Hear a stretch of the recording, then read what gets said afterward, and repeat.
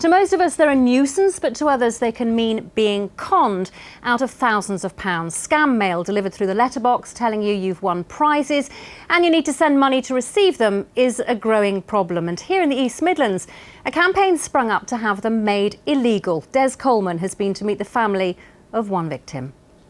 Sometimes it's just junk mail. Other times it includes tempting offers of cash. Now, most of us just throw them away, but some people get taken in. So I've come to Derbyshire to talk to a family that lost thousands to one such scam.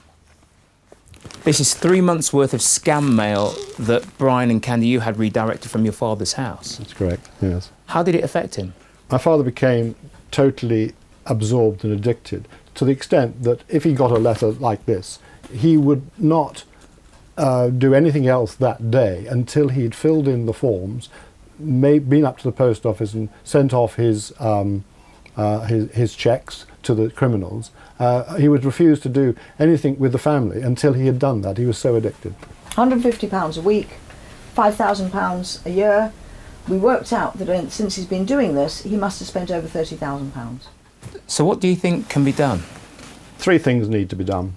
One is to stop the delivery through people's letterboxes of this scam mail, and that needs the Royal Mail to install a system which filters out this mail, and postmen aren't obliged to deliver it.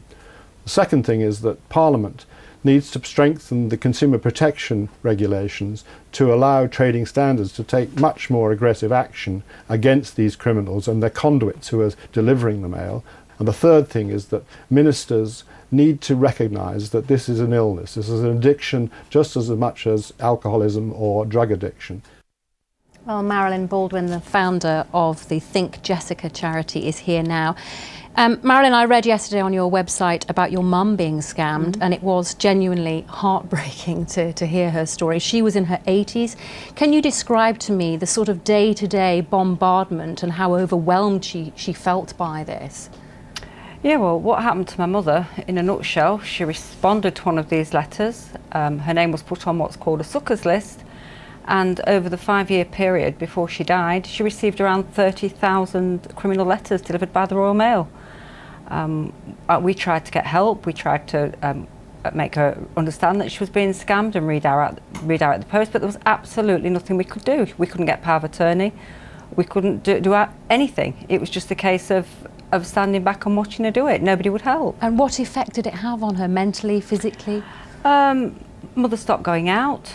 She missed family weddings. She became very fearful of people coming to the door. She was getting letters from FBI agents. She was getting letters from clairvoyants telling her the family were against her.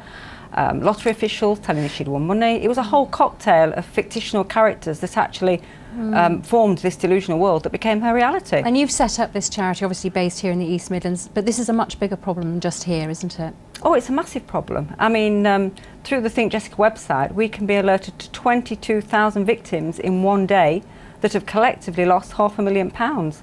I mean, this mail is absolutely pumping into the UK. It's pouring in. We saw Brian Smith in our film there, Heather. He's one of your constituents, and I know that he got in touch with you. So what have you been doing to try and help? We've had a Westminster Hall debate. We've previously had 2 10-minute rule debates, bill committee things, but also what's really interesting is we've got hold of the ministers. We've tried to explain to them the issue over Royal Mail, that at the minute it takes a signature of the Home Secretary to stop mail being delivered. Well, you know, Theresa May's a bit busy. There are other things that we should do. I mean, we all know when we talk to our posties in our area, they know what this mail is. They don't want to deliver it. They want their sorting office manager to have a bundle of it and to stop it, and then the police can go through it. What do you think should be done, John? I think effective regulation. I also think I take my hat off to you setting up a charity, because I think I've found people at the early stages, and not always elderly people, though they're the biggest target. Yes. They're embarrassed to say anything. Yeah. And they want to be independent, don't they? They're scared as well. Right. But there's an embarrassment factor, and then I think a fear factor. And so I think people get sucked into this.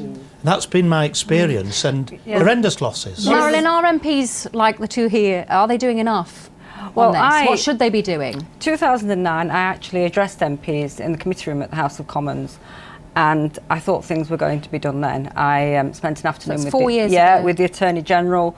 Other MPs have come on board and they've gone off the wagon, so to speak. Heather's doing an amazing job now, and hopefully Heather's going to keep pushing until we get something done. But I'd just like to bring in there that these scammers know exactly who they're going for. They are working from mailing lists that categorise people as being elderly. So don't think it's not a problem. You know, visit the Think Jessica website and see. It's You want massive. the Royal Mail to tackle this, but how? Well, now we hear it's going to be privatised as well. That must be a concern. Yeah. Well, when I first approached Royal Mail, I asked them if they'd put a very simple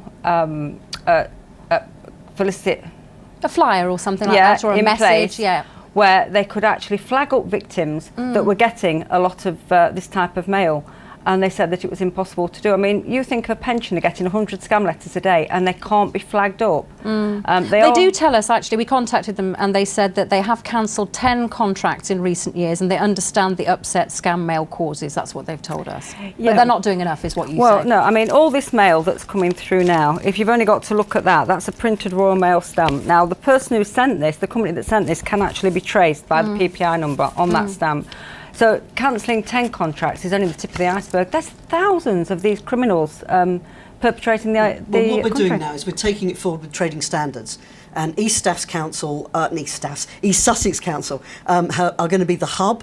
I've got over 21 MPs from all around the country who have got their councils to join up with East Sussex Hub, and we're going to really attack the criminals that way round. OK, but what about the Royal Mail? As we said, obviously, the plans for privatisation. Lots of smaller private companies are hardly going to want to turn away business, are they? So what Royal Mail have done, which is the tip of the iceberg, they've actually stopped it coming in at the airports. The last time that they had a raid, 50,000 items they stopped in one go. So I think they've got the message. We do need to change the law. But it's too profitable for them.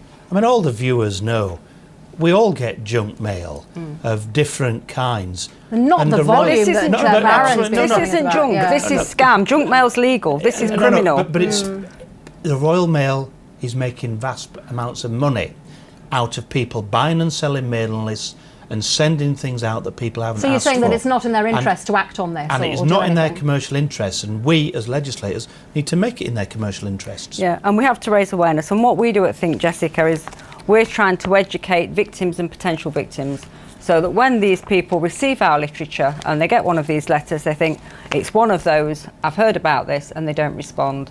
Because at the moment, there's no education out there. So it's a silent crime. It is really interesting. Royal Mail are fighting back a bit because they've got leaflets now that will go to people's houses. The posties can come back and have a list of that. So I think we're getting through, but we still need to go further, and I'm more than happy Well, to keep the campaign going. Marilyn, clearly it's something that you want to see action on sooner rather than later, and I wish you all the very best with your campaign. All right, I'm sure thank lots you. of people watching will too.